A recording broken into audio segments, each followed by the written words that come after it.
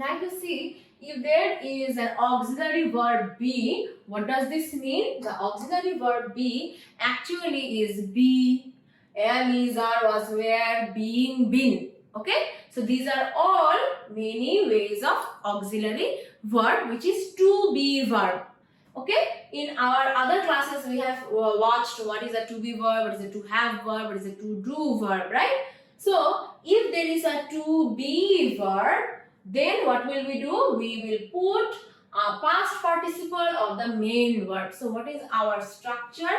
If you have to convert something to a passive form, you will at first put a to be verb, any to be verb depending on the word, plus you will put the verb in the active form with ed. Okay, with d or ed depending on the verb.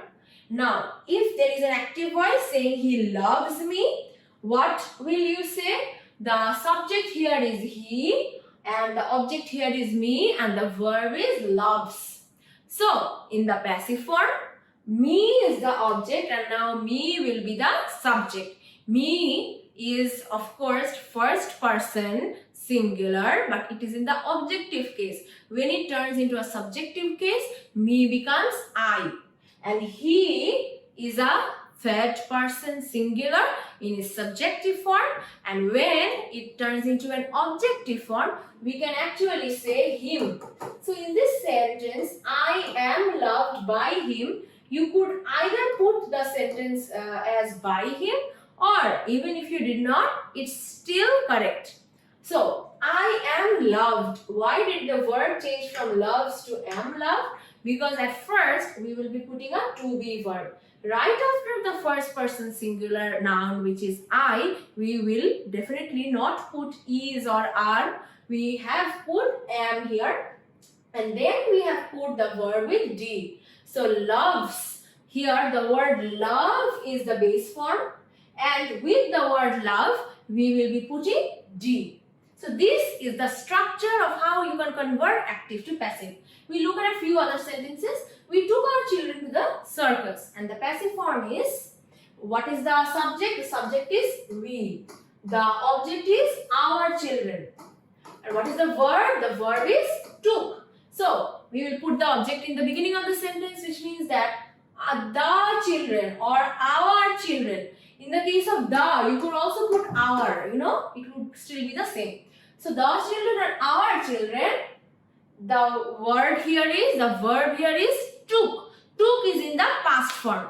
So if there has to be a to be verb in the past form, we could either put was or were, depending on the whether the noun is singular or plural. So definitely children here is plural. So should we say was taken? No, we will be saying were and then verb in its participle form. So for took, we don't say taked, right? We say taken. So participle form of took here is taken. This is why the children or our children were taken to the circus. Now, you might be wondering, where is the subject here? Where is we here? You can either say the children were taken to the circus by us, or even if you did not mention the word by us, it's still fine. It's still fine. Why? Because it means that if the children were taken to the circus, of course, who took it? Who took them? Because they're our children, of course we took them. Right? So it's not necessary for you to put the obvious things in our passive form. You can, if you want, ignore them.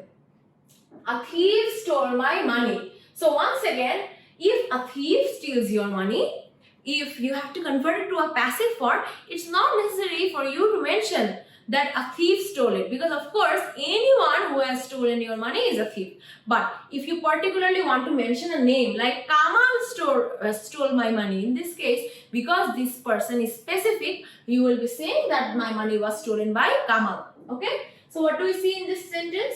My money is my object here. So the object once again becomes the subject of the sentence. So my money is now the subject of the sentence. Then stole is my verb. Now stole is in past form. This case we will be putting the past form of the to be verb, which is was. Why will there be was?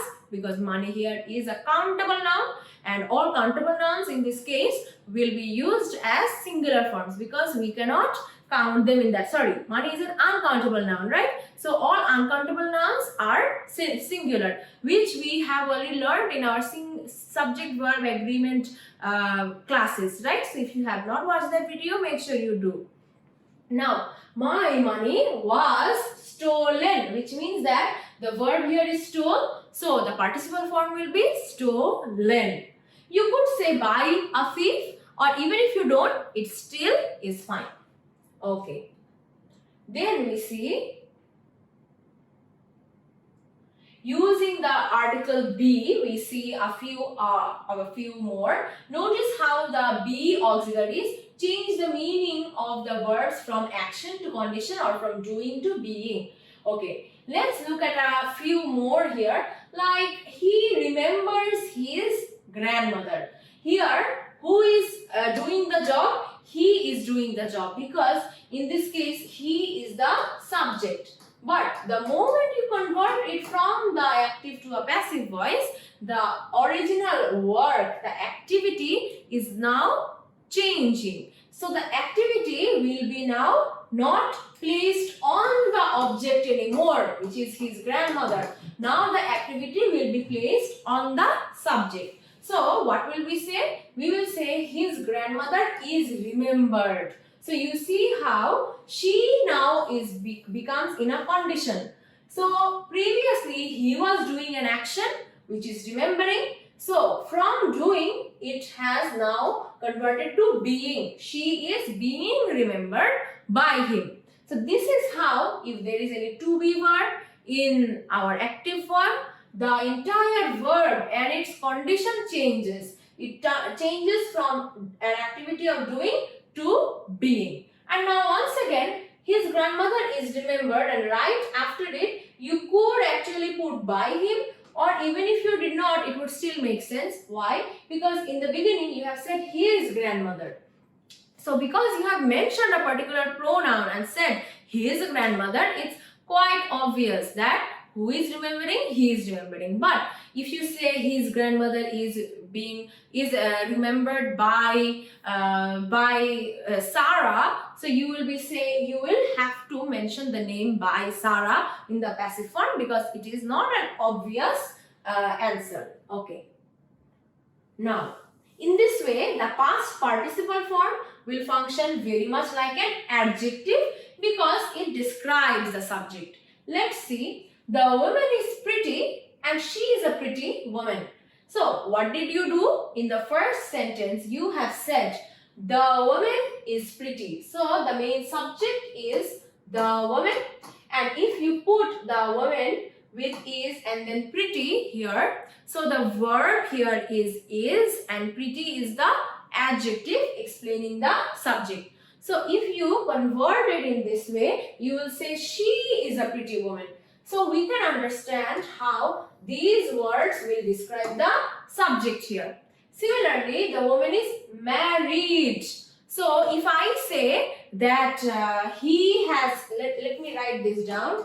If I say he marries the woman,